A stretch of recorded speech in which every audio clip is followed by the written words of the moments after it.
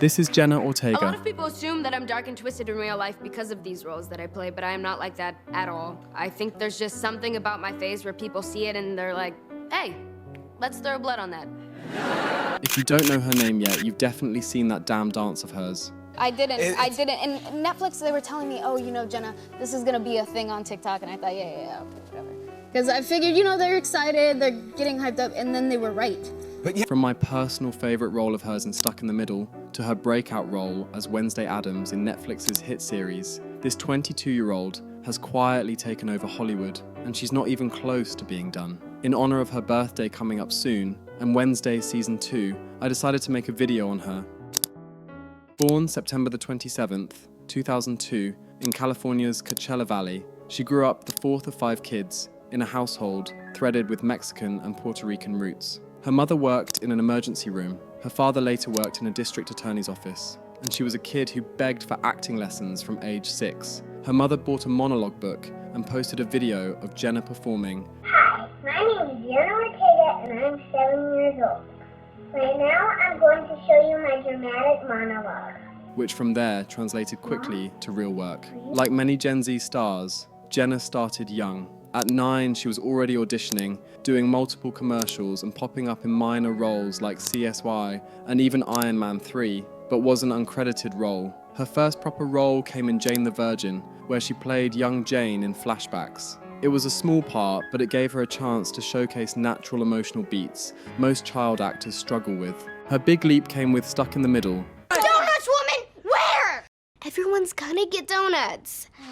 When we get to the park at 11. Oh, wow! How most viewers were introduced to her, a Disney Channel show where she played Harley Diaz, the inventive middle kid in a giant Latino family. The show basically made her a prominent figure of Disney for a few years and won her an Imagen Award for Best Young Actor. She filmed over 70 episodes before she even turned 16, including when she also voiced Princess Isabel in Disney's Elena of Avalor. Basically, if you had Disney Channel on in the late 2010s, chances are you already knew Jenna. But after the 2 shows' conclusion, she started her transition to darker and more mature territory. She joined You in Season 2 as Ellie Alves. Is that what you like to hear? No. Do you want to fuck me, William? No. No, yeah. Never Of course mind. you do. Of course you do. Everybody wants to fuck the 15-year-old. A street-smart teen who becomes a pivotal character in Joe Goldberg's Chaos. Unlike her squeaky clean Disney days, Ellie had layers. She was funny but vulnerable, and fans loved her. Next was the devastating teen drama The Fallout, showing she could do more than smile into a camera. Her choices were deliberate, and while most Disney stars were struggling to make it to more serious roles, Jenna was already plotting her escape into scarier roles. The transition started subtly. She had already landed a role in the horror film Insidious, Chapter 2 back in 2013, then came back to the genre with their Babysitter. Not massive parts, but enough to show she could handle the genre. Then her biggest role in the genre yet.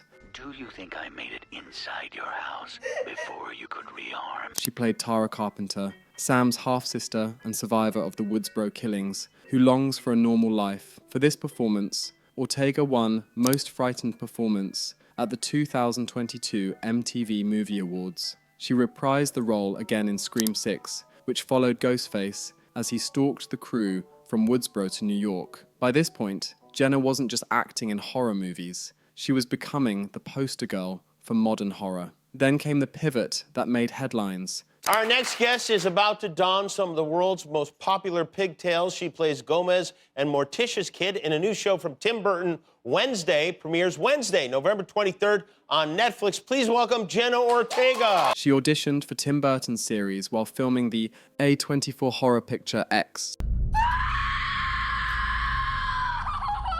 over Zoom and literally covered in fake blood. Up for over 24 hours, covered in blood. I was wearing a prosthetic that cut my face, so I had just this gash across my chin, grease all in my hair. I think he kind of liked it.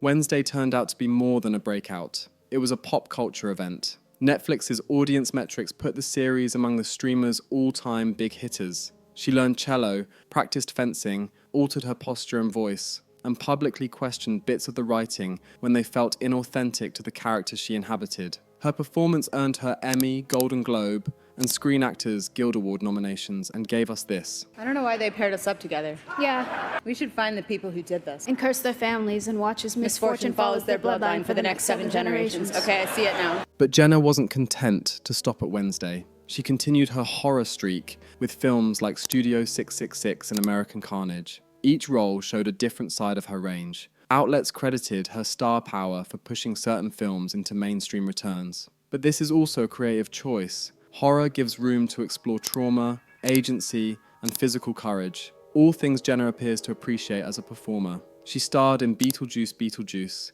a direct sequel to the 1988 film, also directed by Tim Burton, and he doesn't work with actors who can't bring depth to weird, dark characters. The fact that he cast Jenna in both Wednesday and Beetlejuice shows that he sees something special in her ability to blend comedy and horror, but success comes with sacrifices. Jenna Ortega isn't expected to return for Scream 7 due to scheduling conflicts with Wednesday. She starred in several movies after Beetlejuice, like Miller's Girl, Death of a Unicorn, and Hurry Up Tomorrow. Averaging at least 3 movies a year, Jenna Ortega's rise is the blueprint for how young actors can take control of their careers in an industry that loves to typecast. She went from commercials and Disney Channel sitcoms to horror franchises, indie dramas, and one of the biggest Netflix hits of all time, all before turning 23, and someone who will likely move behind the camera in the years ahead.